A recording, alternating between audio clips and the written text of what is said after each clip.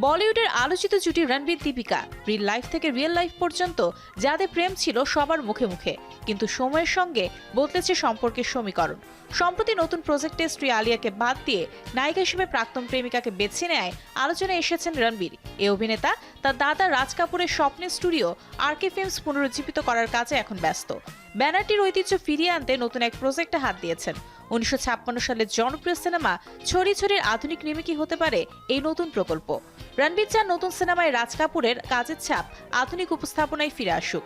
সিনেমাটিতে on screen magic তৈরির জন্য রণবীর বেছে নিয়েছেন প্রাক্তন প্রেমিকা ও বলিউড সুপারস্টার দীপিকা পাডুকোনকে। পরিচালনার দায়িত্ব দিয়েছেন ঘনিষ্ঠ বন্ধু অয়ন মুখার্জিকে। ইয়ে জাওয়ানি হে দিওয়ানির সাফল্যের পর রণবীর অয়ন আবারও জুটি বাঁধতে চলেছেন।